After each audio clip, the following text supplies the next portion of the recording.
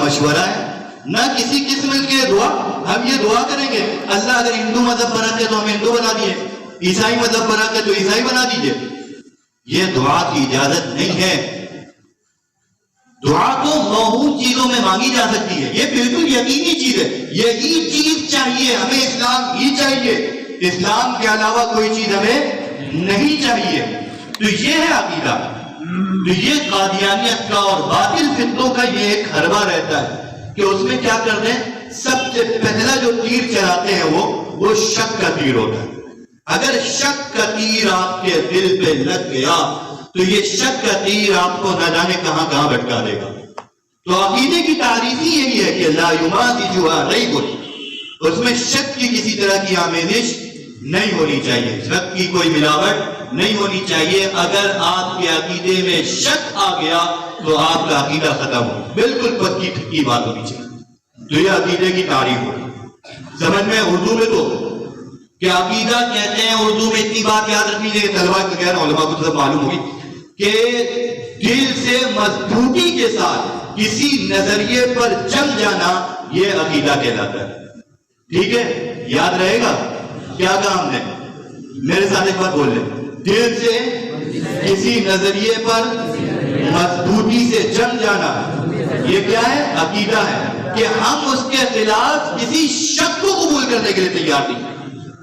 کیا نہیں تیار ہے؟ اس کے خلاف باتیں بعد میں ہیں, ہم شک کو ہی قبول کرنے کے لیے تیار نہیں ہیں. اگر شک آیا تو آپ کا عقیدہ چلا گیا. سمجھ میں آ رہی بات؟ تو یہ ہے عقیدہ شریعت کا ایک جز. اختصاری جز میں نے بتایا, کیا جز میں نے بتایا تھا, مختصراً کتنے جز ہیں شریعت کے؟ نہیں, اختصاراً دو. کون کون سے؟ عقیدہ اور عمل. ابھی تک آپ کے سامنے کیا آیا؟ عقیدہ آ گیا نا. عمل کیسے کہتے ہیں؟ عمل عبادت کو کہتے ہیں. عمل هو الطاعت. عمل کہتے ہیں ماننے کی.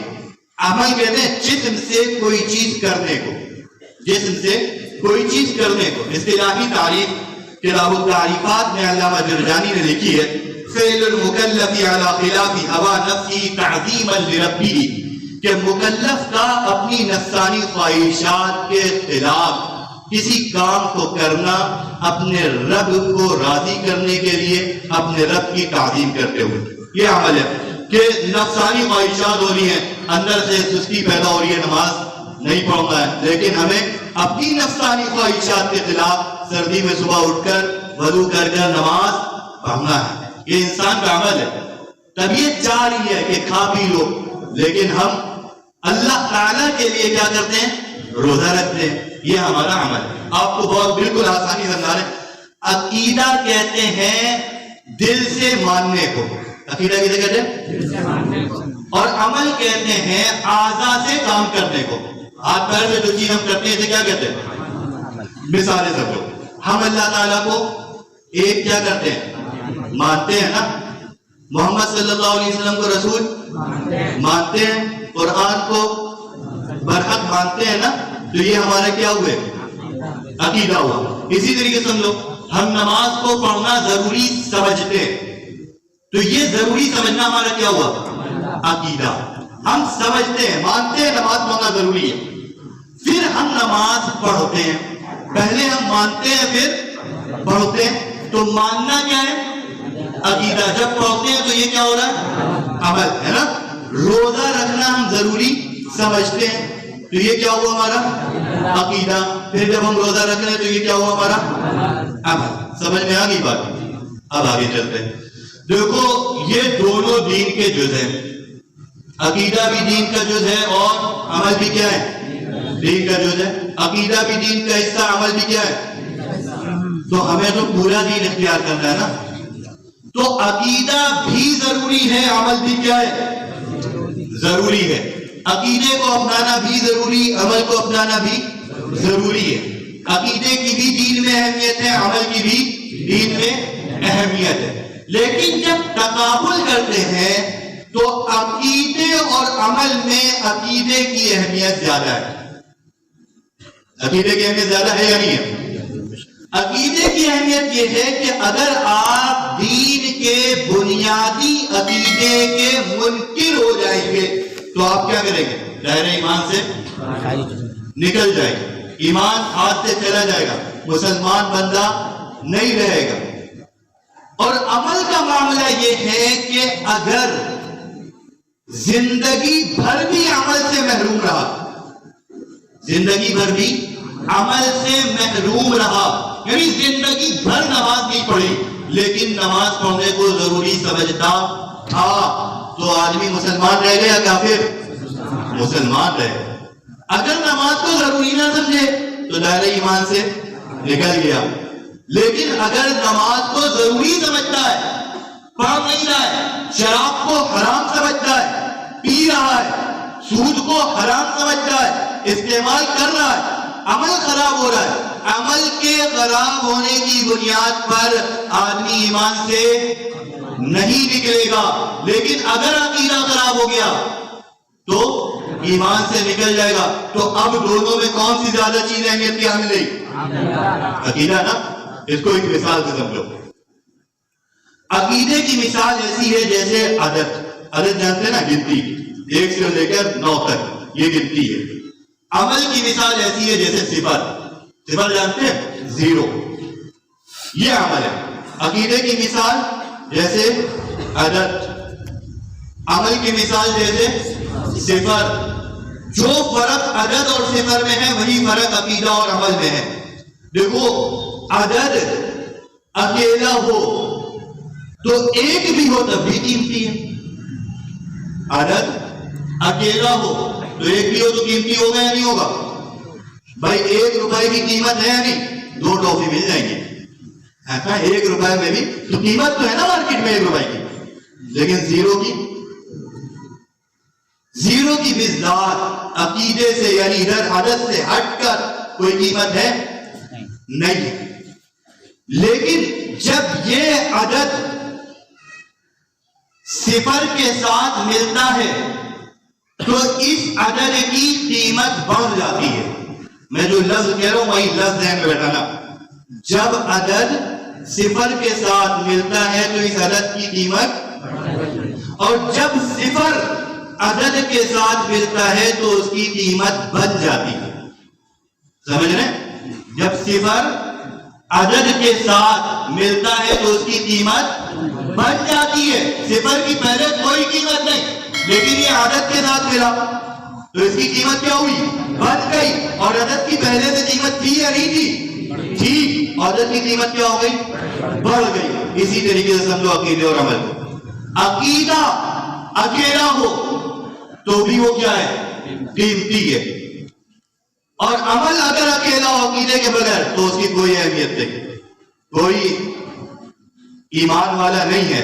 پوری دنیا دوسروں پر لٹا دے، ساری زندگی نماز پڑھتا رہے، اللہ کو نہ مانے، اس نماز کی کوئی قیمت رہے گی؟ بھوکا رہ لے، کوئی روزہ رکھ لے اور قرآن کو برحق نہیں مانتا، اس روزہ رکھنے کی اللہ کے یہاں کی کوئی قیمت ہوگی؟ تو یہ میں نے کہا کہ عمل عقیدے کے بغیر بے حیثیت، جیسے صفر عدد کے بغیر بے حیثیت اور عدد صفر کے بغیر بھی کیا ہے؟ قیمتی ہے۔ اسی طریقے سے عقیدہ عمل کے بغیر بھی کیا ہے؟ قیمتی ہے۔ میں نے کہا اگر عدد صفر کے ساتھ ملتا ہے تو عدد کی قیمت کیا ہوتی ہے؟ بڑھ جاتی ہے، اور صفر کی قیمت بن جاتی ہے۔ اسی طریقے سے اگر عقیدے کے ساتھ کیا ملے گا؟ عمل ملے گا، تو اس عقیدے کی قیمت کیا رہے گی؟ بڑھتی جائے گی۔ جتنے اعمال ملاتے جائیں گے آپ کی شخصیت بڑھتی جائے گی۔ پہلے آپ مسلمان تھے، پھر آپ نیک کہلائیں گے، پھر آپ ولی کہلانے لگیں گے، بزرگ کہلانے لگیں گے، اگر عقیدے کے ساتھ عمل جوڑتا رہے گا، اور اگر عمل سے خالی بھی ہوگا تب بھی آپ مسلمان کہلائیں گے، ہے نا؟ تو جو عدد اور صفر میں فرق ہے وہی عقیدہ اور عمل میں فرق ہے. اچھا ایک بات اور سمجھیے, ہم 10 لکھنا ہے تو پہلے 1 بنایا نا, پھر کیا کرا 0 بنایا, یہ کیا بن گیا 10. ہم نے 0 کو کدھر بڑھایا, دائیں جانب, 0 کو دائیں جانب بڑھایا نا. تو 0 کو صفر کو ہم نے دائیں جانب بڑھایا تو ہماری عدد کی قیمت بڑھی ہے نا. اگر ہم بائیں جانب بڑھا دیں تو اب کیا ہوگی, عدد کی قیمت گھٹ جائے گی, بڑھے گی نہیں. اور جتنے 0 بائیں جانب بڑھاتے رہیں گے اتنی قیمت گھٹتی رہے گی. پہلے وہ 1 تھا, اب 0.1 ہو گیا ہے نا. سمجھ میں آ رہی بات؟ اسی طریقے سے اگر عقیدے کے ساتھ عمل اپنی جگہ پر ہوگا, عقیدے کے ساتھ عمل اپنی جگہ پر ہوگا تو عمل کی وجہ سے یعنی عقیدے کی قیمت بڑھتی جائے گی. اگر اپنی جگہ سے ہٹے گا تو یہ عمل بھی عقیدے کو خراب کرے گا. سمجھ لو, جگہ سے ہٹاؤ گے تو کیا ہوگی. جیسے مثال فجر کی نماز پڑھنا ہے تو ایک یہ ہے فجر کی نماز ہم وقت سے پہلے پڑھ لیں, فجر کی نماز ہم وقت سے پہلے پڑھ لیں. بتاؤ یہ فجر کی نماز ہمیں فائدہ پہنچائے گی؟ اور اگر اعتقاد ہو گیا کہ فجر کا وقت شروع ہو رہا ہے اور ہوا نہیں ہے اور ہم نہیں ساری دنیا کچھ کہے ہم 12 بجے فجر کے مانیں گے, تو یہ آپ کے عقیدے کی اہمیت کو کیا کرے گی, ہٹا دے گی. تو عمل جو ہونا چاہیے وہ اپنے محل میں ہونا چاہیے. اگر عمل اپنی جگہ سے ہٹتا ہے تو وہ عمل صالح نہیں رہتا بلکہ عمل بدعت بن جاتا ہے. سمجھ رہے؟ اگر عمل کو ہم نے اپنی جگہ سے ہٹا دیا تو وہ عمل صالح نہیں رہتا, وہ عمل کیا بن جاتا ہے, بدعت بن جاتا ہے. تو ہمیں عقیدے کے ساتھ عمل کو جوڑنا ہے, ہمیں عقیدے کے ساتھ درود کو جوڑنا ہے.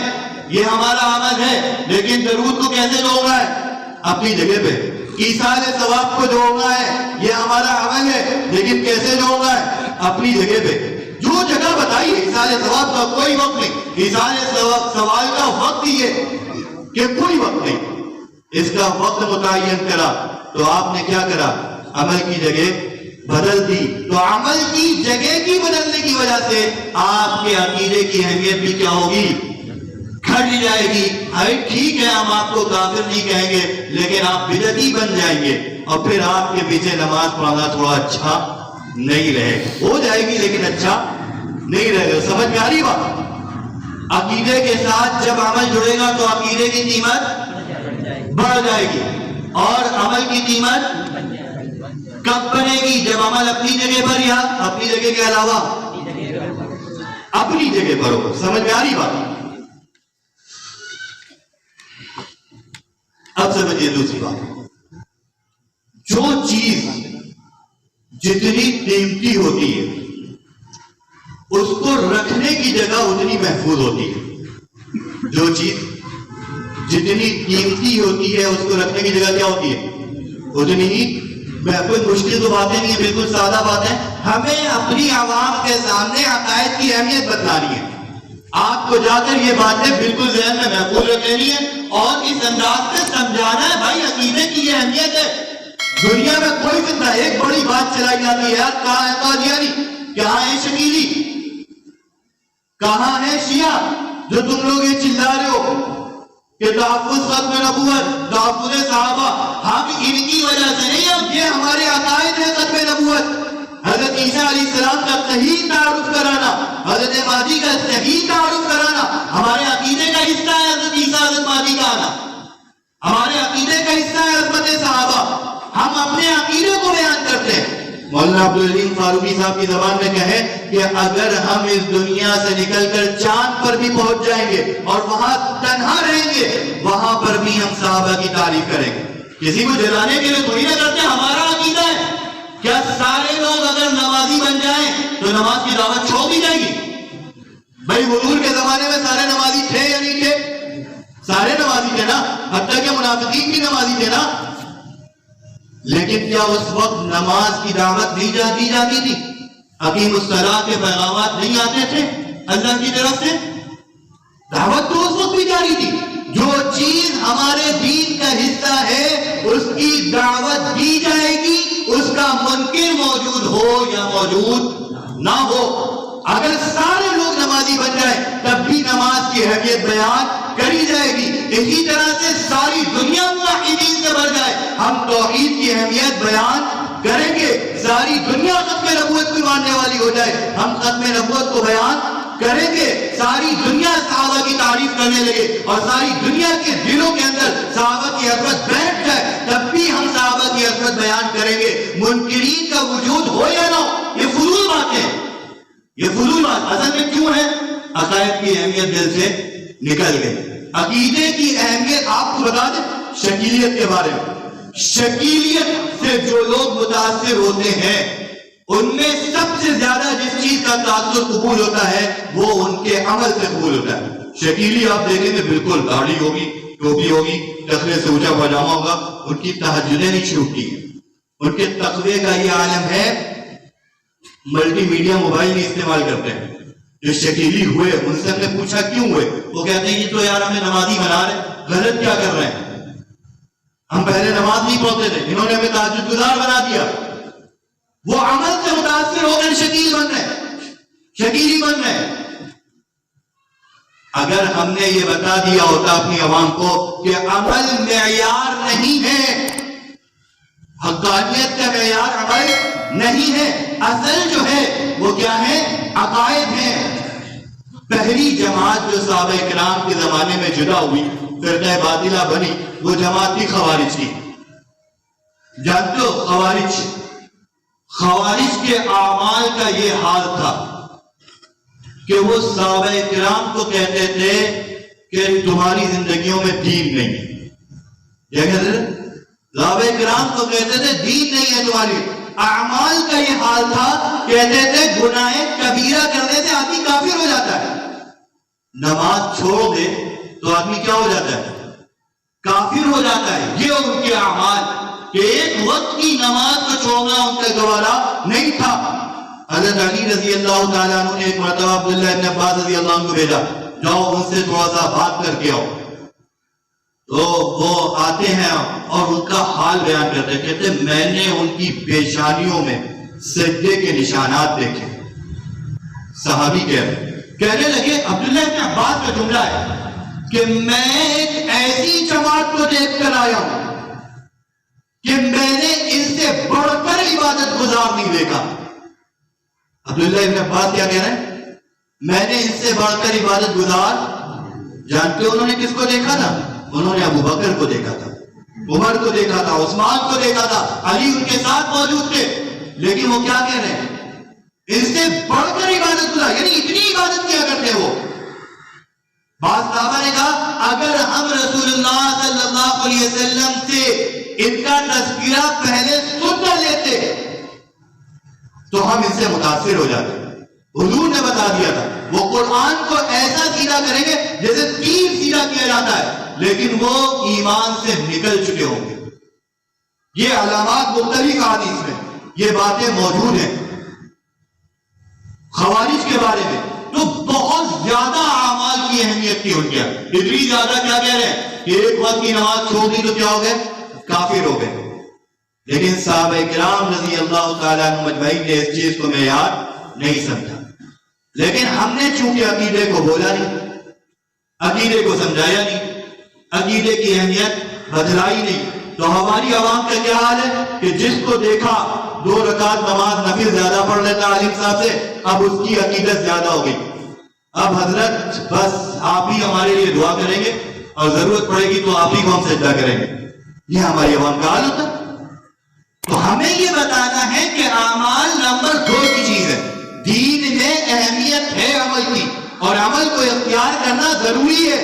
عمل کو چھوڑا نہیں جائے گا، لیکن معیار جو ہے وہ کیا ہے؟ صحیح عقائد ہیں، صحیح اعمال نہیں ہے. اعمال کی بنیاد پر بہت سے لوگ دھوکہ دیتے ہیں. تو اس طرح سے جب ہمارے اندر عقائد کی اہمیت نہیں ہوگی اور اعمال کی اتنی اہمیت پیدا ہو گئی کہ اعمال کو حقانیت کا معیار سمجھ لیا، تو ہماری عوام جہاں دیکھتی ہے یار یہ نفلوں کا زیادہ اہتمام کر رہا ہے، وہ اسی کو اپنا پیر بنا لیتی ہے. اب وہ جاہل پیر یا کبھی ایسا ہوتا ہے کہ حقیقت میں جاہل ہوتا ہے تو اس کی یعنی کبھی کبھی ایک جاہل جو ہے مخلص ہوتا ہے لیکن گمراہی کا سبب بن جاتا ہے. کبھی ایسا ہوتا ہے جان بوجھ کر گمراہی پھیلانا ہوتا ہے. جو جاہل پیر ہوتے ہیں نا عابدین, یہ کبھی کبھی مخلص بھی ایسا نہیں ہوتا ہے کیونکہ وہ اپنی جہالت کے نتیجے میں غلط چیز کو صحیح سمجھنے لگتے ہیں اور صحیح سمجھ کر اسی پر عمل کرنے لگتے ہیں. تو میں یہ کہہ رہا تھا کہ دیکھو بھائی, جو چیز جتنی قیمتی ہوتی ہے اس کو رکھنے کی جگہ کیا ہوتی ہے, اتنی ہی محفوظ ہوتی ہے.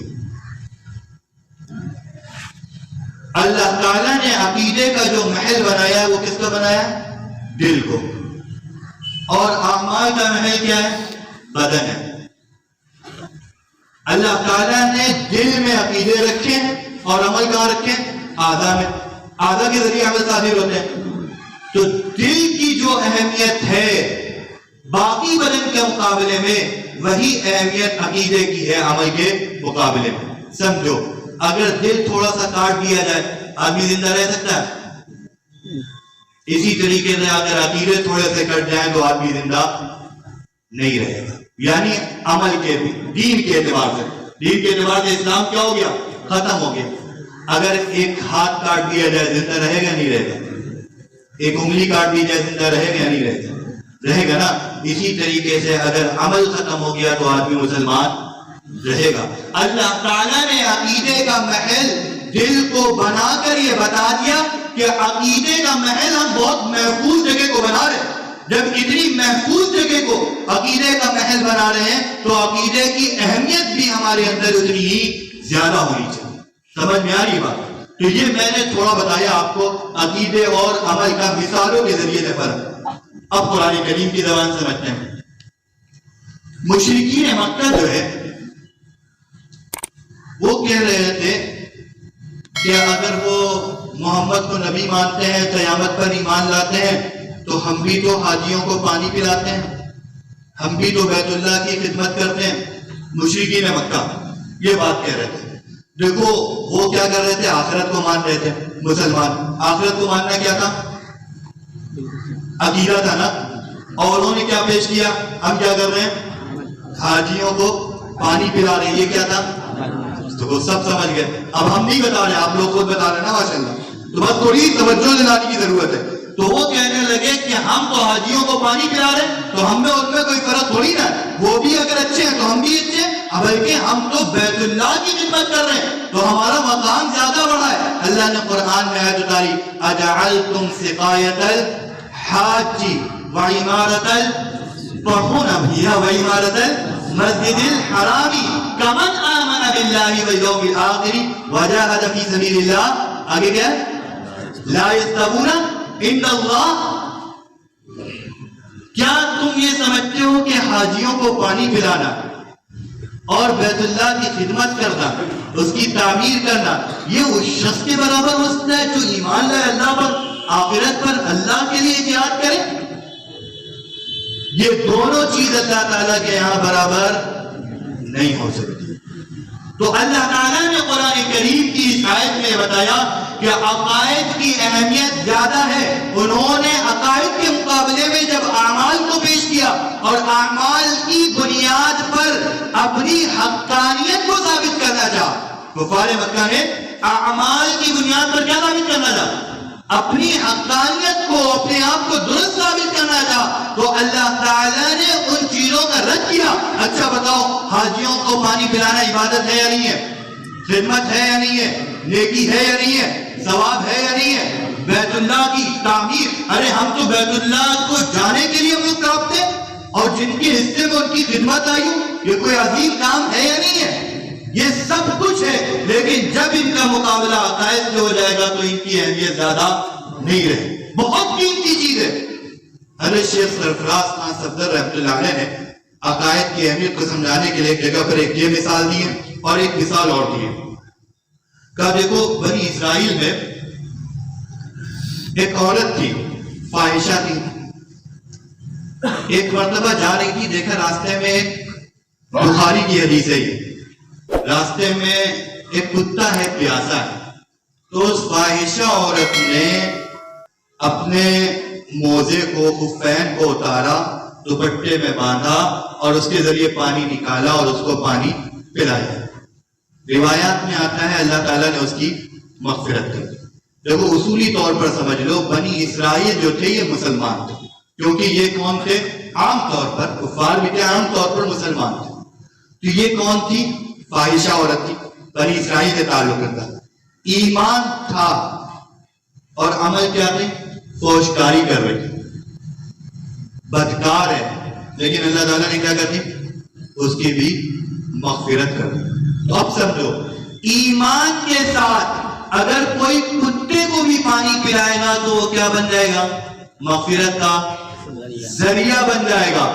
بغیر ایمان کے اگر حاجیوں کو بھی پانی پلائے گا تو وہ مغفرت کا ذریعہ نہیں بنے گا۔ یہ ہے ایمان کی اہمیت، یہ عقیدے کی اہمیت کہ اگر آپ کے اندر عقائد آپ کے درست ہیں، آپ کے پاس ایمان ہے، آپ کسی مسجد میں نہیں، کسی ایک گھر میں ایک اینٹ لگائیں گے، اس ایک اینٹ لگانے کی بنیاد پر آپ کی مغفرت ہو سکتی ہے، لیکن عقائد کے بغیر آپ خانہ کعبہ بھی تعمیر کریں گے، آپ کی مغفرت نہیں ہوگی۔ سمجھ میں آ رہی ہے نا بات؟ تو یہ اللہ تعالیٰ نے قرآن ایک آیت کی پاس کی آیا، اِنَّ اللَّهَ لَا يَغْفِرُ أَن يُشْرَكَ بِهِ وَيَغْفِرُ مَا دُونَ ذَلِكَ لِمَن يَشَاءُ، جو اپنے ایمان میں شرک کی آمیزی لے کر آئے گا اللہ اس کو معاف نہیں کرے گا، اس کے علاوہ جس کو چاہے گا معاف کر دے گا۔ عمل کے بارے میں مَن قَالَ لَا إِلَهَ إِلَّا اللَّهُ دَخَلَ الْجَنَّةَ، جس نے لا الہ الا اللہ کہہ لیا وہ کہاں جائے گا؟ جنت میں جائے گا۔ اچھا اس کو سمجھ لیجیے تھوڑا سا، اس حدیث کے بھی ذریعے کچھ لوگ غلط فہمیاں پھیلاتے ہیں۔ کوئی قادیانی آ جائے آپ کے سامنے، شکیلی آ جائے، کہہ دے یار ہم تو لا الہ الا اللہ کہہ رہے۔ کوئی شکیلی قادیانی پرویزی آ جائیں، کیا کہتے ہیں؟ ہم تو کیا کہہ رہے ہیں؟ لا الہ الا اللہ کہنا تو ہم بھی جنت میں جائیں گے۔ تو آپ کہو گے اب یہ تم بھی جنت میں جاؤ گے؟ لا الہ الا اللہ کہنے کا کیا مطلب ہے یہ سمجھ لیجیے۔ لا الہ الا اللہ کے کہنے کا مطلب یہ ہے اللہ کو ماننا۔ کیا ہے؟ اللہ کو ماننا صرف ذات کے اعتبار سے یا صفات کے اعتبار سے؟ کوئی اللہ کی ذات کو مانے، کہ اللہ ہے لیکن اللہ سب کچھ جانتا نہیں ہے، کہ اللہ کو ماننے والا کہلائے گا؟ کہ اللہ ہے لیکن سب کچھ کر نہیں سکتا، ماننے والا کہلائے گا؟ اللہ ہے لیکن جھوٹ بول سکتا ہے، جھوٹ بولتا ہے، بول سکتے ہیں جھوٹ بولتا ہے، یہ اللہ کو ماننے والا کہلائے گا؟ نہیں کہلائے گا نا۔ کیوں نہیں کہلائے گا؟ بھائی اللہ کی تو ذات مان رہا ہے، کن چیزوں کا انکار کر رہا ہے؟ صفات کا انکار کر رہا ہے نا۔ تو جب ہم نے کہا اللہ کو مانو تو اس کا مطلب ہوتا ہے اللہ کی ذات کو بھی مانو اور اس کی صفات کو بھی مانو۔ اس کی صفات میں سے ایک صفت ہے کہ اللہ تعالیٰ سچے ہیں۔ اللہ تعالیٰ کیا ہے؟ سچے ہیں۔ یہ اللہ کی صفت ہے یا نہیں؟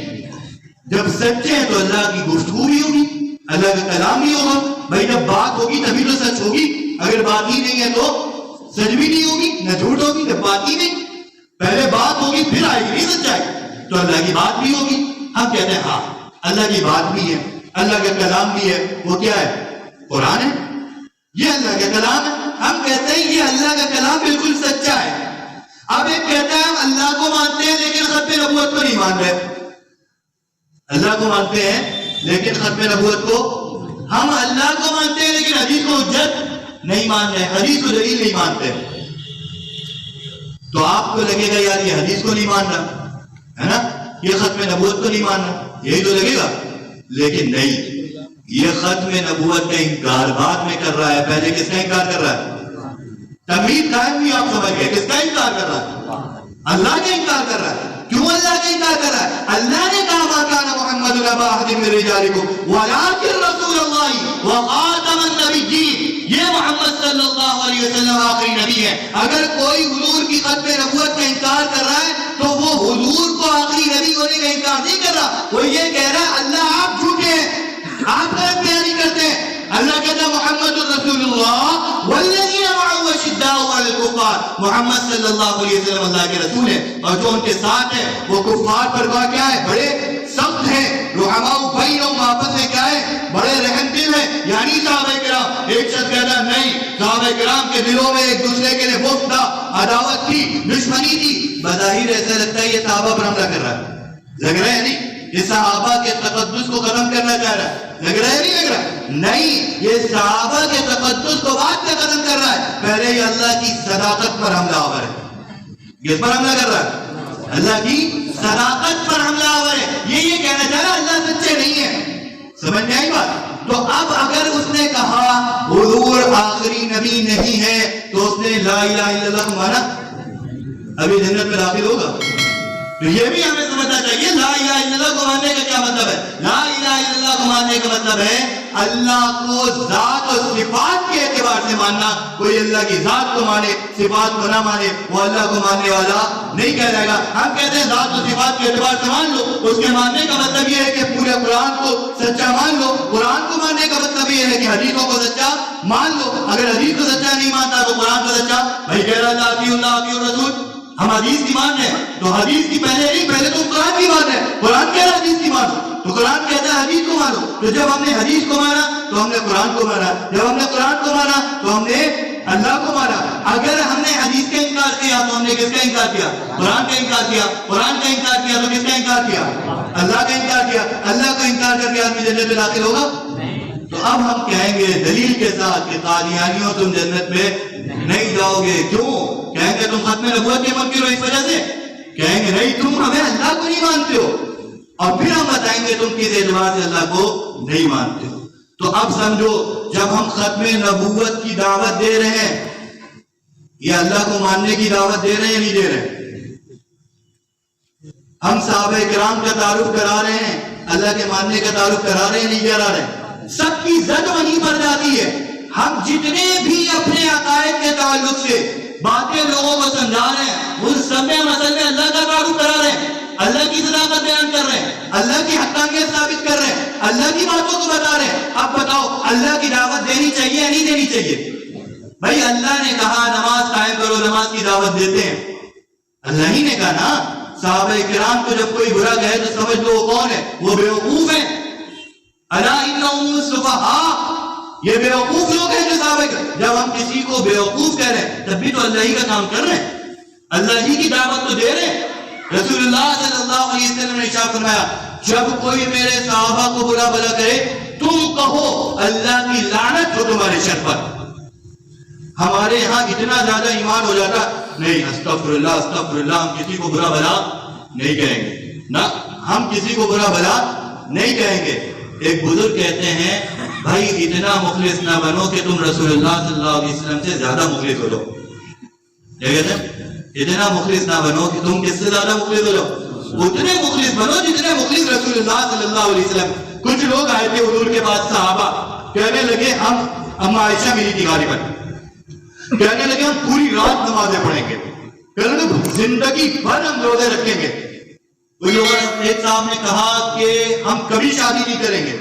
حضور کو جب ان کی خبر ملی بلوایا، کہا دیکھو تمہارے لیے نمونہ میں ہوں، میں نماز بھی پڑھتا ہوں اور سوتا بھی ہوں، میں روزہ رکھتا بھی ہوں اور چھوتا بھی ہوں. حضور نے جو کیا ہے وہ ہمیں کرنا ہے، حضور سے زیادہ مخلص نہیں بننا. حضور نے کہا ہے من احب للہ وابغض للہ فقد استکمل الایمان، جس نے اللہ واسطے محبت کری اور اللہ واسطے دشمنی کری اس نے کیا کرا؟ اپنے ایمان کو مکمل کر لیا. تو جس طریقے سے اللہ کی محبت دل میں ہوتی ہے، اللہ واسطے محبت ہوتی ہے تو محبت کا اظہار بھی ہوتا ہے نا. بھائی ہم اللہ کے واسطے کسی بزرگ سے محبت کرتے ہیں، اللہ واسطے محبت، حضور صاحب بہت محبت ہے آپ کی میرے دل میں. کیا کہتے ہیں؟ آپ کی میرے دل میں محبت. حضور کہتے ہیں پانی لے آؤ، بیٹھے ہیں، پانی لے آؤ، کیا کر رہے ہیں؟ بیٹھے ہیں. بہت محبت ہے. بزرگ کو کبھی کوئی چیز پیش نہیں کری، کبھی ایک کپ چائے بھی نہیں پلایا. حضرت برا نہ مانیے بہت محبت ہے آپ کے دل میں، لیکن اظہار محبت نہیں کر رہا. تو اظہار محبت نہیں کر رہا تو یہ محب کہلائے گا؟ تو جس طریقے سے اللہ واسطے جب محبت ہوتی ہے تو ساتھ میں محبت کا اظہار ہوتا ہے نا. تو اسی طریقے سے جب اللہ واسطے دشمنی ہوگی تو اس دشمنی کا بھی تو اظہار ہونا چاہیے. نہیں، ہم تو اتنے مخلص ہیں کہ ہم اس کو جرم سمجھتے ہیں کہ کسی برائی کا تذکرہ کریں. ہم اس کو جرم، نہ صرف تذکرے کو جرم نہیں سمجھتے کہ خود نہیں تذکرہ کریں گے. اگر کوئی تذکرہ کر رہا ہوگا اور اللہ واسطے کر رہا ہوگا، دشمنی میں پڑ رہا ہوگا، تو اس کو منع بھی کرتے ہیں، اس کو روکتے بھی ہیں، اس کو ملامت بھی کرتے ہیں. کیا فضول کے کام لگا رکھے ہو، کچھ اچھا کر دو. ہمارے یہاں کیا ہے بات اچھا یہ جو بات ہے نا، یہ کفار مکہ کی بات تھی. دیکھو میں ہرگز اس طرح کی بات کہنے والے کو کافر نہیں کہہ رہا. میں یہ کہہ رہا ہوں کہ اس طرح کی باتیں وہ بھی کرتے تھے. اگر حضور صرف یہ کہتے کہ تم اللہ کو مان لو، کفار مکہ کے لیے کوئی پریشانی نہیں تھی اللہ کو ماننے میں، بلکہ مانتے تھے اللہ کو. وہ مانتے تھے اللہ کو. کفار مکہ 20ویں پارے کے شروعات میں پورا ہے، امن خلق السماوات، ان سے پوچھو کس نے آسمان کو پیدا کیا، وہ کہیں گے اللہ. یہ سب کرنے والا اللہ. تو اللہ کو مانتے تھے. ان کو جانتے ہو پریشانی کیسے تھی؟ ان کو پریشانی ایسے تھی کہ ہمارے معبودوں کو برا بھلا، ہمارے بتوں کی برائی، ہمارے بتوں کو غلط مت دو. ان کو اس سے پریشانی تھی، اللہ کو ماننے سے پریشانی نہیں تھی. تو یہ دعوت کہ صرف بس یہ کہتے رہو بھائی تھوڑا سا نماز پڑھ لو اور تھوڑا سا لوگوں کا خیال رکھا کرو اور کسی کو غلط نہ کہا کرو، وہی تو اچھا نہیں لگتا. آج کے ماڈرن زمانے میں کسی کو غلط کہتے ہیں آپ. یہ عمل کس کا ہے؟ کفار مکہ کا ہے. ہمیں ان جیسی خراب، اچھا یہ جو بات کہتے ہیں نا، اس میں بھی ہماری بھی کمی ہے، کیونکہ ہم نے سمجھایا نہیں ان کو. ہم نے صحیح بات پہنچائی نہیں، صحیح بات سمجھائی نہیں. جب ہم نے بات نہیں سمجھائی تو اس نتیجے میں یہ تمام باتیں وہ کہا کرتے ہیں. تو سمجھ میں آئی بات؟ تو میں نے اس سے ابھی آپ کے نام میں کیا بات چلے گی؟ من قال لا الہ الا اللہ داخل الجنہ کی بات چل رہی تھی کہ جس نے لا الہ الا اللہ کہہ لیا وہ کہاں داخل ہوگا؟ جنت میں داخل ہوگا. اس کا مفہوم کیا ہے؟ اب سمجھ لیجئے. معرفت عقائدی کے تعلق سے بات ہو رہی ہے. الفقہ الاکبر میں امام ابو حنیفہ رحمۃ اللہ علیہ نے ایک بات لکھی ہے، اس کو ذرا سن لیجئے. امام ابو حنیفہ رحمۃ اللہ علیہ فرماتے ہیں اذا اشکل علی الانسان شیء من دقائق علم التوحید فإنه ينبغي له أن يعتقد في الحال ما هو الصواب عند الله تعالى إلى أن يجد عالما فيسأله. کہتے ہیں جب انسان پر توحید میں، اللہ کو ماننے میں کوئی بات مشکل ہو جائے، کوئی بات سمجھ میں نہیں ہے، تو اس کے لیے مناسب ہے کہ بس وہ اللہ کو مانتا رہے، وہ دین کو وہ مانتا رہے. ختم نبوت ہے، ختم نبوت پر ہمارے سامنے کوئی اشکال آ جائے، ہے نا، یہ ہماری دین کی چیز ہے، نہیں کوئی اشکال آ جائے تو اس وقت ضروری ہے کہ ختم نبوت کو مانتا رہے، اس اشکال کی وجہ سے اس کو چھوڑے نہیں. جتنے بھی عقائد ہیں، توحید، رسالت، آخرت کے تعلق سے، یہ تمام عقائد ہم دل سے مانتے ہیں. اگر کبھی کوئی اشکال پیدا ہو رہا ہے یا کوئی آ رہا ہے میرے پاس اور اشکال پیدا کر رہا ہے تو ہمیں یہ چاہیے کہ ہم کیا کریں؟ اپنے عقیدے پر جمے رہیں. اور اس شک کا حل امام صاحب یہ کہتے ہیں کہ جب کسی عالم کو پالے فَيَسْأَلَهُ تو اس سے اس اشکال کو دور کرے.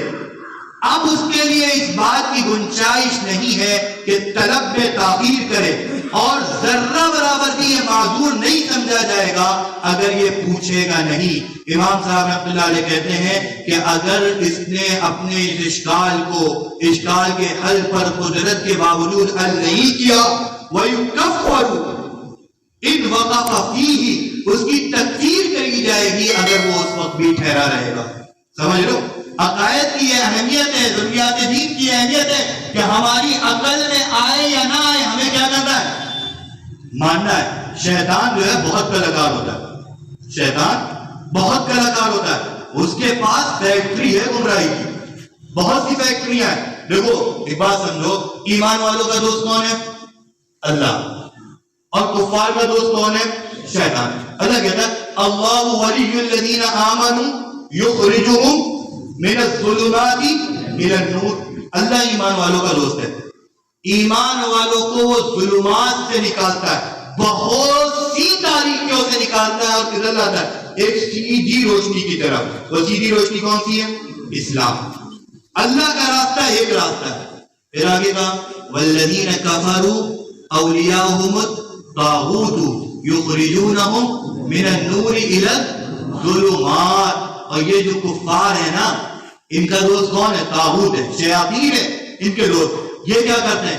یہ نور سے، روشنی سے بہت سی تاریکیوں کی طرف لے جاتے ہیں. سمجھ رہے ہو؟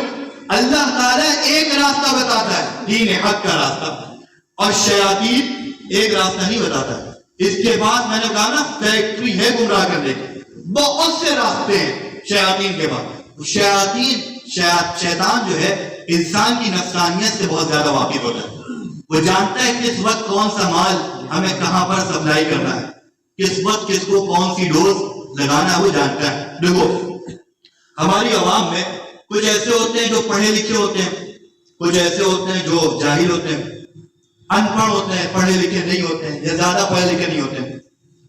شیطان نے کہا یار گمراہ تو ان کو بھی کرنا ہے جو پڑھے لکھے ہیں، اور گمراہ ان کو بھی کرنا ہے جو پڑھے لکھے نہیں ہیں. کیا گمراہ تو کرنا ہے. کچھ لوگوں کے لیے گمراہی کو لائے گا علمی رنگ میں. کیسے لایا؟ علمی رنگ میں لایا، اور ایک نمائندہ بیٹھا دیا اپنا، اس کا نام ہے جاوید احمد رامنی. ایک دوسرا نمائندہ بٹھا دیا، اس کا نام ہے انجینئر علی مرزا. یہ سب کون ہے اس دنیا میں؟ شیطان کے بولو نا نمائندے ہیں. یہ سب شیاطین کے نمائندے جو بھی گمراہی کو عام کر رہا ہے. اللہ کہہ رہا بھائی ان کے دوست، ان کے اولیاء، ان کے سرپرست، ولی کا ترجمہ سرپرست ہے نہیں، ان کے سرپرست، ان کے ذمہ دار کون ہے؟ یہ شیاطین ہے. تو اس طرح کی گمراہیوں کو جتنے عام لوگ کر رہے ہیں، یہ سب کون ہے؟ شیاطین کے نمائندے ہیں. ان کے پیچھے اصل محرک کون ہے؟ شیطان ہے. کہا علمی رنگ میں سمجھو گے، آؤ ہم تمہیں علمی انداز میں سمجھائیں گے. بڑی صحیح گفتگو، بہت اچھی زبان میں، بہت پیاری، بڑی مدلل انداز میں، حقیقت میں مدلل نہیں ہوتی، بڑا مدلل انداز اختیار کیا. کہا اور تمہارے لیے ہم یہ راستہ بناتے ہیں. اچھا تم بہت دور کی گمراہی نہیں قبول کر سکتے، تم حدیث کا انکار نہیں کر سکتے نا، کھلم کھلا تم حدیث کا انکار نہیں کر سکتے. آؤ تمہارے لیے ہم راستہ بناتے ہیں، حدیث کا کھلم کھلا انکار نہ کرو لیکن دبے الفاظ میں انکار کرو. گاندھی تک کے نہیں جا سکتے اور انجینئر علی مرزا کو سننے لو. یہ کھلم کھلا انکار نہیں کرے گا لیکن دبے زبان میں کچھ حدیث کا انکار کرے گا اور کچھ کو مانے گا. حضرت عمار والی مان لی، قاتل عمار والی مان لی، اور حضرت حسن والی نہیں مانی. ایک حدیث کا انکار کرے گا، ایک حدیث کو ثابت کرے گا. یہ دبے انداز میں حدیثوں کا انکار کروائے گا، وہ کھلے انداز میں. یہ سب کون ہے؟ شیطان کے نمائندے ہیں. کچھ کو دیکھا ایسے ہیں بھائی جن کو زیادہ علمی تحقیقی بحث سے مطلب نہیں رہتا. پھر دیکھو ان میں کچھ دو طرح کے لوگ ہیں، ان میں بھی دو طرح کے لوگ ہیں. ایک شارٹ کٹ میں پہنچنا چاہتے ہیں اور سب اللہ تک پہنچنا چاہتے ہیں. ہر انسان مسلمان کو خاص طور پر اللہ تک پہنچنا چاہے گا. دیکھا شیطان نے کچھ یہ ہیں جو بالکل ہی شارٹ کٹ میں پہنچنا چاہتے ہیں، کچھ ایسے ہیں جو تھوڑی عبادت وغیرہ کر کے جانا چاہتے ہیں اللہ تک پہنچنا. شیطان نے کہا تمہارے لیے ہم نے بنا دیا. شکیل بن حنیف کو کھڑا کر دیا. شکیل بن حنیف کہا تم اللہ تک علم ہے نہیں، جاننے کی کوشش ہے نہیں، لیکن تھوڑا بہت عمل کا جذبہ ہے تمہارے اندر عمل کا جذبہ ہے. آؤ ہم تمہارے لیے کیا لے آ رہے ہیں مارکیٹ میں؟ شکیل بن حنیف یہ لوگوں کو عمل دکھائے گا. دیکھو نماز ایسی ہوتی ہے، دیکھو بیٹھا ایسے جاتا ہے، دیکھو گفتگو ایسے کری جاتی ہے. یہ شیطان کے نمائندے یہ بتا رہا ہے، عمل اس طریقے سے سمجھا رہا ہے. اب ہمارا ایک وقت ایک شادی ہمارے یہاں اعمال کا، ہمارے یہاں الحمدللہ تبلیغی جماعت میں محنت کرائی جاتی، عمل کا شوق پیدا کیا جاتا ہے. ہمارے یہاں کیا کہا جاتا ہے بھائی؟ تعلیم کے مقاصد کو بتایا جاتا ہے کہ فضائل کو سن کر کیا ہوتا ہے؟ اعمال حسنہ کا شوق پیدا ہو جائے اور ان پر عمل کرنے کا جذبہ پیدا ہو جائے، اور وعیدوں والی آیات اور روایات کو سن کر اعمال سیئہ کا خوف پیدا ہو جائے اور ان سے بچنے کا جذبہ پیدا ہو جائے. یہ ہمارے یہاں تعلیم میں بتایا جاتا ہے کہ ان کے مقاصد میں یہ کہا اچھا نیا وقت لگا کے آئے، اعمال حسنہ کا شوق پیدا ہو گیا، اور تم میرے پاس آؤ، تمہیں بتائیں گے تہجدیں کیسی پڑھنی. اب یہ ہمارا آدمی جس کے اندر علم کا عمل کا شوق تھا لیکن صحیح علم نہیں تھا اور علماء سے زیادہ تعلق نہیں تھا، اس کو سب سے پہلے جو ڈوز لگائی جائے گی وہ اس بات کی ڈوز لگائی جائے گی. دیکھو ہر دور میں حق کو جھٹلانے والے سب سے پہلے علماء رہے. حق کو جھٹلانے والے سب سے پہلے کون رہے؟ علماء رہے. یہ بتایا جائے سب سے پہلے حق کو کنہوں نے جھٹلایا؟ علماء نے جھٹلایا. دیکھو یہود کے علماء تھے، یہ رسول اللہ صلی اللہ علیہ وسلم کا انکار کرتے تھے. اسی طریقے سے آج بھی جب حق کی دعوت آئے گی تو علماء کیا کریں گے؟ انکار کریں گے. جب علماء کا بغض پیدا کر دیا اس کے اندر، اب وہ جائے گا علماء کے بعد؟ لاہر ہی نہیں جائے گا. اب اس کے سامنے علماء کا بغض، علماء کی غلط تصاویر، اور کچھ ہم یہ تو نہیں کہہ رہے علماء معصوم ہوتے ہیں، ارے ہم صحابہ کو معصوم نہیں مانتے تو علماء کو کہاں سے معصوم مان لیں گے؟ نفسانی خواہشات کے جذبے میں کچھ غلط کام علماء کر لیتے ہیں، ان غلط کاموں کی بنیاد بنا کر دیکھو یار تمہارے بڑا صاحب ہے ایسا ایسا کرتے ہیں، دیکھو کتنے خراب ہوتے ہیں علماء. یہ باطل کا باقاعدہ ایک پروپیگنڈا ہے کہ علماء کی شخصیت کو مجروح کیا جائے، ان کی عظمت کو ختم کیا جائے، ان کے تقدس کو لوگوں کے دلوں سے نکالا جائے. جب یہ نکل جائے گا تو اب ہم جو بھی بات بتائیں گے وہ مان لیں گے.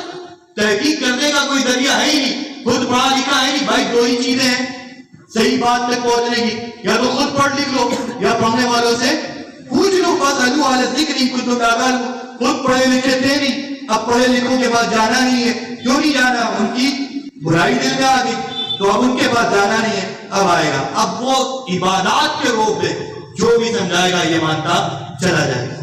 دوسرے کو دیکھا کہنے لگے یار یہ بھی اللہ تک پہنچتے ہیں لیکن ذرا شارٹ کٹ میں جانا چاہتے ہیں، یہ چاہتے ہیں ہمیں زیادہ عبادتیں نہیں کرنی پڑے، بس ایک چادر چڑھا دیں اور ہمارا کام ہو جائے، بس ایک بار حاضری لگا دے بابا کی اور ہمارا کام ہو جائے. دیکھا اچھا یہ بھی تھوڑی گمراہی میں تھے، بہت زیادہ گمراہی میں نہیں تھے.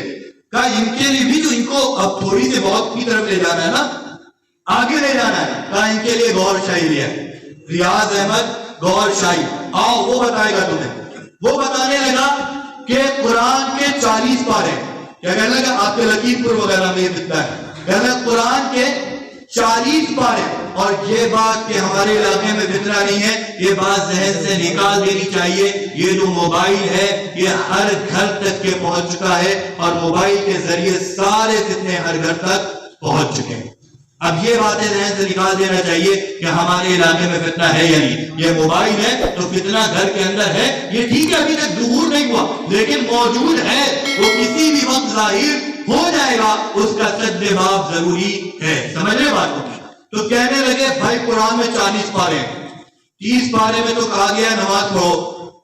اور یہ بات ایسی نہیں کوئی اپنی کہہ رہے، میرے پاس ویڈیوز موجود ہیں، کتابیں موجود ہیں. کہنے لگے 30 پارے میں قرآن نماز پڑھو اور 10 پاروں میں لکھا ہے نماز پڑھو گے تو اللہ ناراض ہو جائے گا.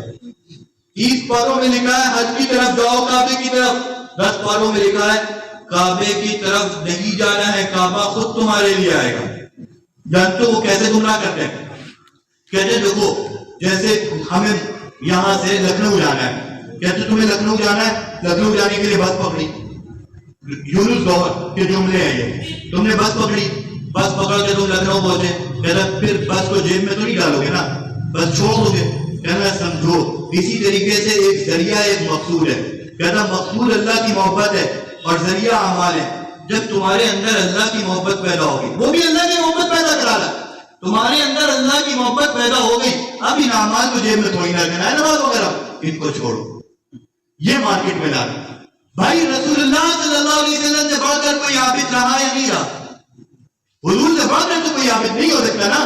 حضور نے اپنے آخری زمانے تک کوئی نماز چھوڑی؟ حضور تو یہ کہہ رہے ہیں اللہ اتنی عبادت کری لیکن جیسا آپ کی عبادت کا حق تھا وہ مجھ سے ادا نہیں ہوا. یہ رسول اللہ صلی اللہ علیہ وسلم کہہ رہے ہیں. اب کوئی اس سے بڑا مخلص ہو جائے گا؟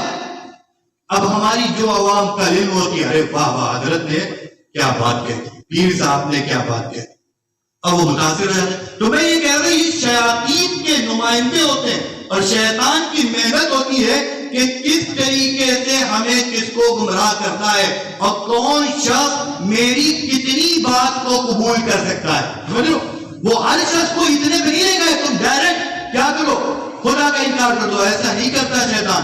شیطان بہت مہین آدمی ہے، اتنا مہین ہے آپ پکڑ نہیں سکتے. حضرت معاویہ کے بعد ایک بار پہنچ گیا، پاؤں دبانے لگا، حضرت اٹھ جائیے تہجد کا وقت ہو گیا. کہا بھائی کون؟ کہا شیطان. معاویہ کہنے لگا شیطان تم مجھے جگا رہے ہو؟ اصل میں کل آپ کی جو تہجد چھوٹ گئی تھی اور اس پر جو ندامت کے آنسو آپ نے گرائے تھے، اس آنسو پر جو آپ کا مقام بلند ہوا ہے وہ آپ کی تہجد سے نہیں بلند ہو رہا تھا، تو میں نے سوچا آپ تہجد ہی پڑھو. یہ ہے شیطان، بہت کلاکار ہے. یہ ہر ایک کو یہ نہیں کہے گا تم اللہ کو سمجھتے ہو نفسیات سمجھتا ہے کہ سامنے والا میری بات کو کتنا قبول کرے گا. صحابہ کو وہ تہجد پہ لگا رہا ہے. کیوں لگا رہا ہے؟ کیونکہ یہ روئیں گے تو رونے سے بچانے کے لیے تہجد پہ لگا رہا ہے. وہ آدمی کے ذہن کے اعتبار سے گمراہی کو پیش کر سکتا ہے, مزاج بناتا ہے. اور بتا دیں سب سے بنیادی چیز, شیطان کے حربوں میں سب سے بڑا حربہ علماء سے بدگمانی پیدا کرتا ہے. علماء سے بدگمانی پیدا کر لی, پھر آپ کو وہ الحاد کے دروازے تک لے جا سکتا ہے, خدا کے انکار کے دروازے تک لے جا سکتا ہے. اگر آپ نے بڑوں سے بدگمانی کر لی, بڑوں سے بدگمانی یہ شیطان کا بہت بڑا حربہ. وہ بڑوں سے بدگمانی, علماء کرام سے بدگمانی اور بدزری اور ہمارے اکابر سے ہمارا رشتہ توڑنے کی کوشش کرتا ہے. اگر ہم نے اپنے اکابر سے اپنا رشتہ توڑ لیا, پھر ہم شیطان کے کسی بھی داؤں میں پھنس جائیں گے. بنیادی طور پر اگر ہمیں اپنے آپ کو اور اپنی عوام کو فتنوں سے بچانا ہے, ہمیں یہ کام کرنا پڑے گا کہ اپنی عوام کا تعلق علماء کرام سے جوڑ دیں. جب تک ہماری عوام علماء سے جڑی رہے گی اور علماء کی رہنمائی آتی رہے گی, ہماری عوام گمراہ نہیں ہوگی. اور جہاں ہماری عوام کا تعلق علماء سے کٹا, پھر اس کو جس گمراہی انگلی پکڑائے گا, جدھر لے کے جائے گا شیطان, یہ آدمی چلتا رہے گا. تو سب سے پہلی چیز یہ کہ ہمیں اپنے عوام کو علماء سے جوڑنا ہے. اس کے لیے محنت کرنی, محنت کریں گے نا. کیسے محنت کرنی ہے؟ ہمیں اپنے آپ کو عوام کے سامنے پیش کرنا ہے. ہمارے اندر جتنا علم ہے, جتنی صلاحیت ہے, اس صلاحیت کو لے جانا ہے, عوام کو دکھانا ہے یار ہم بھی کچھ ہیں, ہم رسول اللہ کی بات کرتے ہیں, ہم صحیح دین بتاتے ہیں. ہم اپنے آپ کو اگر چھپائیں گے اور بالکل کچھ ہمارے ایسے بالکل نیک بزرگ بن جاتے ہیں, وہ بہت اچھی بات ہے, چھپے رہو, لیکن جب فتنے کا اندیشہ ہو تو پھر اپنے آپ کو ظاہر کرنا واجب. حضرت یوسف علیہ السلام نے کہا تھا مجھے بناؤ زمین کا خلیفہ, مجھے بناؤ زمین کا حاکم بناؤ. حکومت چاہنا اچھی چیز ہے, نہیں اچھی چیز ہے نا, لیکن حضرت یوسف کو پتا تھا اگر میں نہیں بنا یہ لوگ کیا کریں گے, نظام کو درہم برہم کر دیں گے, اس لیے مجھے حاکم بناؤ. اگر ہم نے صحیح علم کو عوام کے سامنے نہیں رکھا تو پھر غلط لوگ حاوی ہو جائیں گے, اور جب غلط لوگ حاوی ہو جائیں گے تو وہ لوگ کیا ہوں گے, گمراہ ہوں گے. تو ہمیں اپنی جتنی صلاحیت ہے, میں نے اب تک کی جو بات کری, اس بات میں کوئی منطق و فلسفے کی بات چل رہی ہے, علم کلام کی باریکیاں چل رہی, سیدھی سیدھی بات ہے. اتنی بات کہ ہم پیش نہیں کر سکتے. ہر شخص پیش کر سکتا ہے, ہر شخص اپنے عقیدے کو بیان کر سکتا ہے. تھوڑا سا بات کرنے کا ڈھنگ سیکھ لے, گفتگو کا انداز سیکھ لے, اور پھر جائے دعوت دے, اپنے عقائد کی اہمیت کو بتائے. انشاءاللہ ہم جب بتائیں گے تو ہماری عوام بچے گی, اور ہم نے محنت چھوڑ دی تو ہماری عوام پھر ان کا کوئی پرسان حال نہیں ہوگا, جو جدھر جائے گا لیتے جائے گا. ایک بات اور سمجھے عقائد کے تعلق سے. دیکھو عقائد کی بنیادی چیز سمجھو, کسی چیز کے صحیح ہونے کے لیے, کسی چیز کے صحیح ہونے کے لیے ضروری ہوتا ہے کہ اس کی تمام چیزیں صحیح ہوں. کسی چیز کے صحیح ہونے کے لیے, درست ہونے کے لیے, اچھا ہونے کے لیے ضروری کیا ہوتا ہے, اس کی تمام چیزیں صحیح ہوں. خراب ہونے کے لیے تمام چیزوں کا خراب اور غلط ہونا ضروری نہیں ہوتا, بلکہ ایک چیز بھی خراب ہو جائے گی تو وہ آدمی صحیح کی فہرست سے نکل جائے گا. پہلے لوگوں دنیا میں مثال دیکھو, آپ کا سر ٹھیک ہے, درد نہیں ہو رہی ہے آپ کے سر میں, ناک بھی نزلہ بالکل ٹھیک ہے, گلا بھی بالکل ٹناٹن چل رہا ہے, بالکل درست ہے, ہاتھ پیر بالکل صحیح کام کر رہے ہیں, آنکھ میں درد ہو رہی ہے. اس آنکھ کی درد کی وجہ سے آپ کو بیمار کہا جائے گا یا صحیح کہا جائے گا؟ بھائی کیوں؟ سر ٹھیک ہے, ناک ٹھیک ہے, ہارٹ ٹھیک ہے, پیٹ ٹھیک ہے, اتنی چیزیں ٹھیک ہیں, اتنی چیزوں کی رعایت کر کے آدمی کو ٹھیک نہیں کہہ رہا, بیمار کہہ رہا. کوئی کہہ رہا اتنی چیزیں ٹھیک ہے, تو اتنی چیزوں کو ٹھیک سمجھ کر اس کو یار تو یہ ٹھیک ہے, بیمار کیوں کہہ رہے؟ تو کہیں گے نہیں بھائی, صحیح ہونے کے لیے کیا ضروری ہے کہ تمام چیزیں صحیح ہو, اور غلط ہونے کے لیے ایک چیز بھی خراب ہوگی تو کہا جائے گا بندہ خراب ہے نا. یہ کہا جائے گا بھائی وہ اس کی طبیعت خراب ہے, اس کی آنکھ درد کر رہی ہے, اس کے بیماری لگی ہوئی ہے. اسی طریقے سے کوئی شخص نماز پڑھ رہا ہے, نماز کے شرائط جانتے ہیں نا, بدن کا پاک ہونا, کپڑے کا پاک ہونا, جگہ کا پاک ہونا, قبلہ رخ ہونا, ہے نا, یہ تمام چیزیں ہیں شرائط میں. وہ 6 شرطوں پر عمل کر رہا ہے. کپڑا بھی اس کا پاک ہے، باقی کپڑا بھی سب کچھ ہے اس کا، کپڑا بھی پاک ہے. کپڑے کے دامن میں، یہ دامن میں اس کے ناپاکی اور گندگی لگی ہے، نجاست غلیظہ 1 گرام سے زائد لگی ہے کپڑے کے دامن. باقی پہناوا ٹھیک ہے، نیا ہے، بالکل کلف ہوا ہے، پریس ہے، اور باقی بھی شرائط پائی جا رہی ہے. وقت بھی ہو چکا ہے، جگہ بھی پاک ہے، قبلے کی رخ بھی ہے، نیت بھی ہے، سب کچھ کر چکا ہے. کپڑے کا ایک حصہ ناپاک ہے، یہ نماز پڑھے گا، اس کی نماز ہوگی؟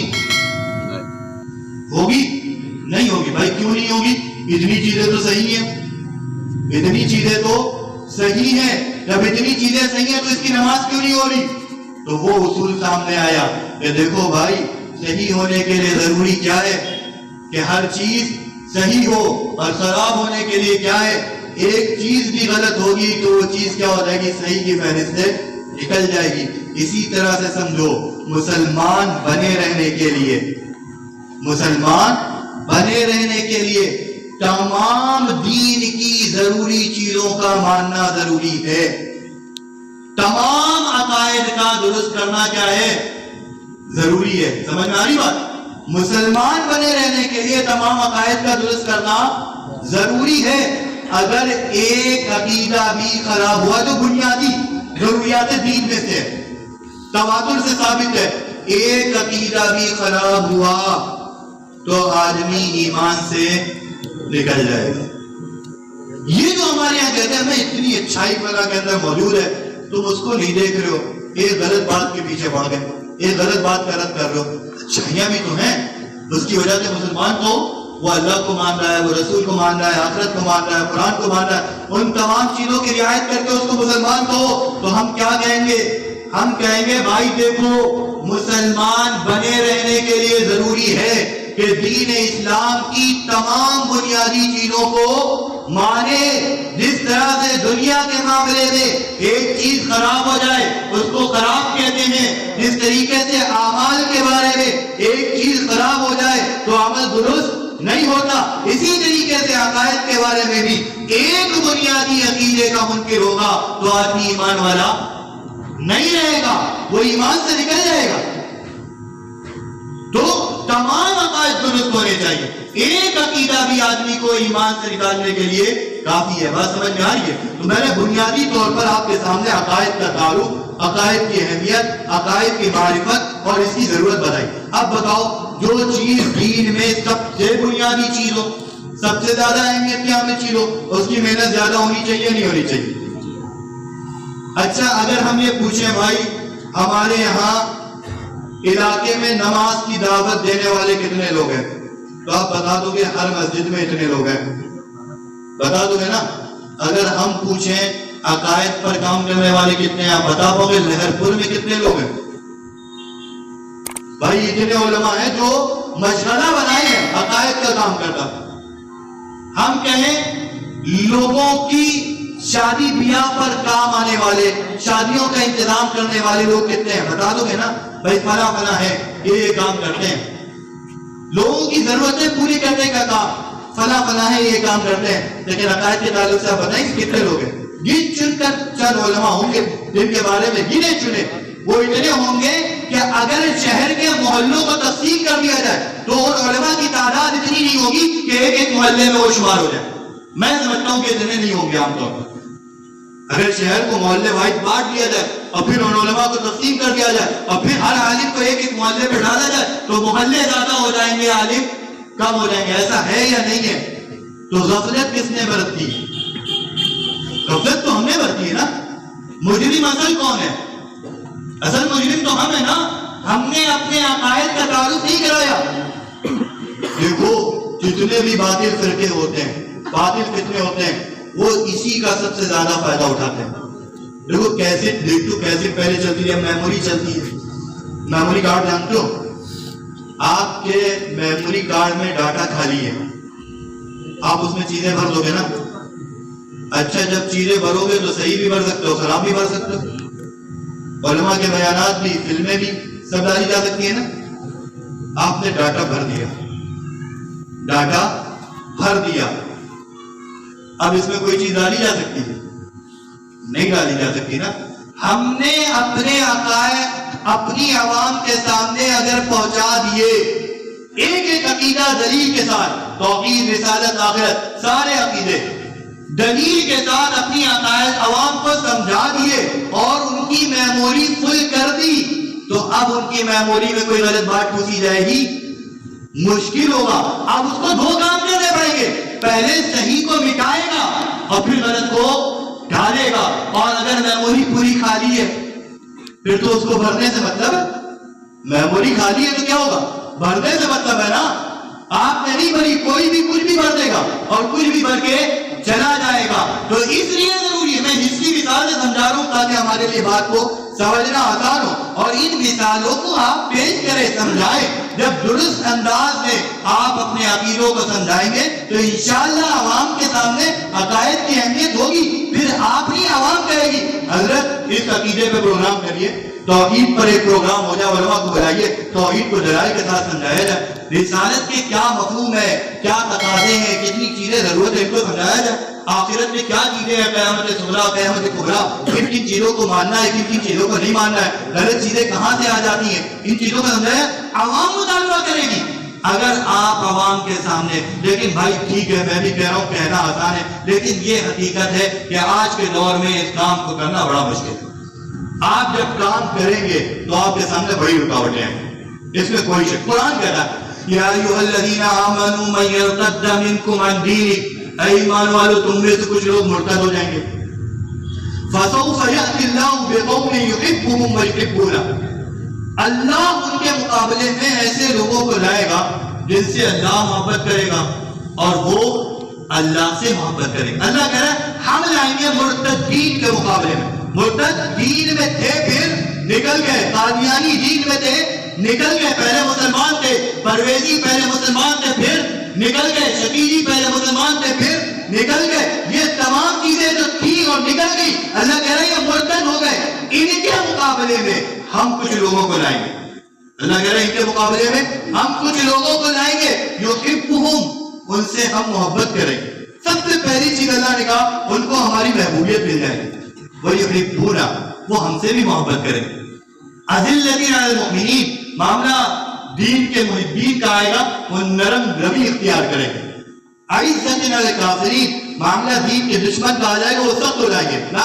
یہاں پر معاملہ نظریات کا آ گئے, اپنے نظریے پہ اپنے عقیدے پہ ڈٹ گئے, کچھ سننے کے لیے تیار نہیں ہے. یجاہدون فی سبیل اللہ, اللہ کی راہ میں انتھک محنت کریں گے.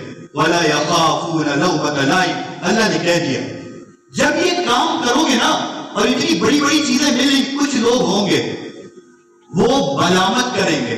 اچھا ایک بات یہاں پر اور رک کے سمجھیے, ملامت ہمیشہ بغض میں نہیں ہوگی, عداوت میں نہیں ہوگی.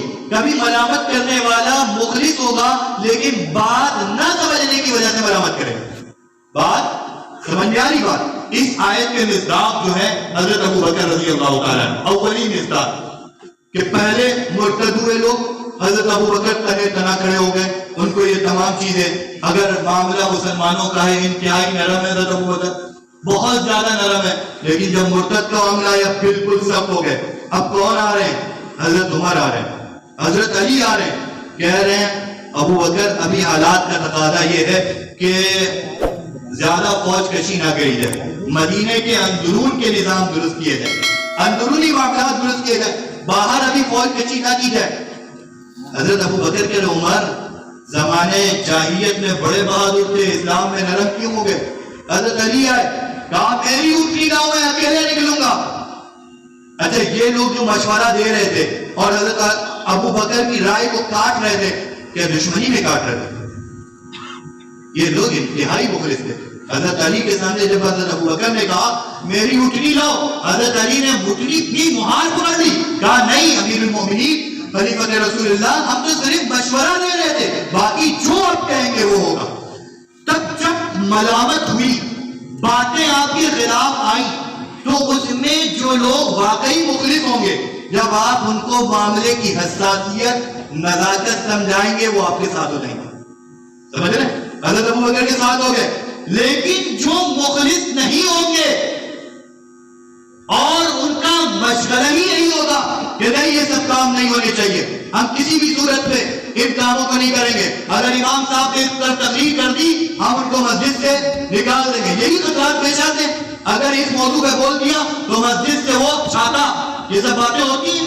تو اب ان میں تھوڑا سا بھائی امام بھائی روزی روٹی کا بھی مسئلہ، تھوڑا ڈرتے ہیں، رک جاتے ہیں. تو یہ سب حالات آئیں گے. قرآن کہہ رہا ہے وَلَا يَخَافُونَ لَوْمَةَ لَائِمٍ، ان کو کام یہ کرنا ہے کہ دنیا کیا کہہ رہی ہے اس کی پرواہ نہیں کرنا. ملامت کرنے والوں کی ملامت کا کوئی خوف نہیں کرنا. ہمیں تو اپنی دھن میں بس روا رہنا ہے، دوا رہنا ہے، بھاگتے رہنا ہے، دوڑتے رہنا ہے. ہمارا جو کام ہے ہمیں کرتے رہنا ہے. دنیا کیا کہہ رہی ہے، دنیا کے کہنے کی وجہ سے ہم نہ کسی کام کو شروع کرتے، نہ دنیا کے کہنے کی وجہ سے کسی کام کو ختم کرتے ہیں. ساری دنیا مخالف ہے، ہم کام کو کریں گے، ہاں حکمت کے ساتھ کریں گے. کیسے کریں گے؟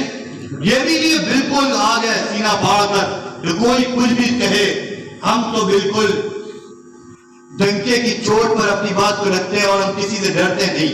یہ بھی نہیں کرنا. قرآن نے کہا دعوت دو حکمت کے ساتھ. اپنے کام سے پیچھے ہٹنا نہیں ہے لیکن ماحول سازگار کرتے رہنا ہے. بھائی زیادہ آپ مقامی ہیں، میں تو بات ہوں زیادہ میں اگر سخت الفاظ میں بول گیا تو میں کہہ دوں میرا کون کیا کر لے گا، تقریر کر کے نکل گئے.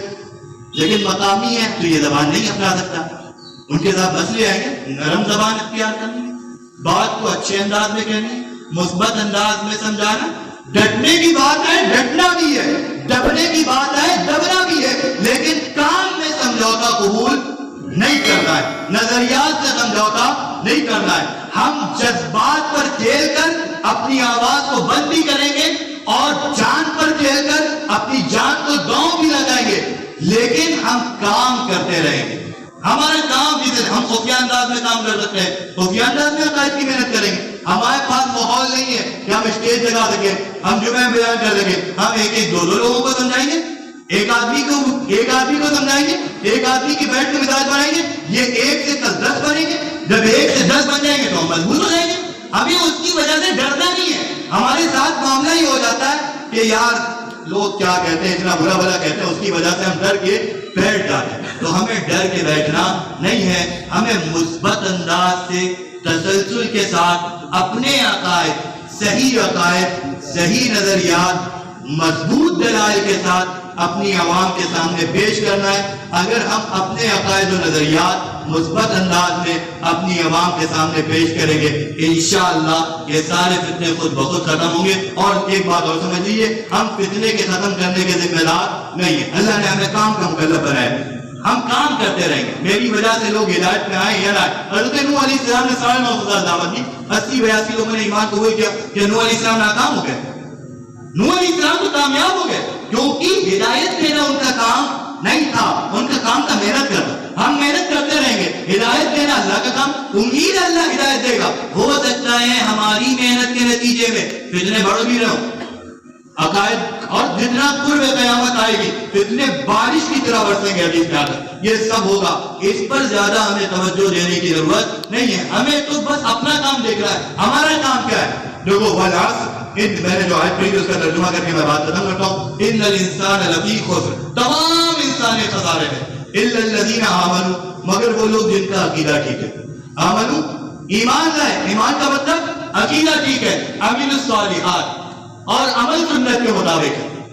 عمل صالح کسے کہتے ہیں؟ سنت کے مطابق عمل کرنا. سنت کے مطابق عمل ہوگا تو عمل تو ہوگا، عمل بھی ہوگا اور عمل صالح بھی ہوگا. اور سنت کے خلاف ہوگا تو عمل تو ہوگا لیکن عمل صالح نہیں ہوگا. دو کام اللہ تعالیٰ نے کہا اپنی ذات سے، عقیدہ ٹھیک کرو، عمل ٹھیک کرو. پھر کیا کرنا ہے؟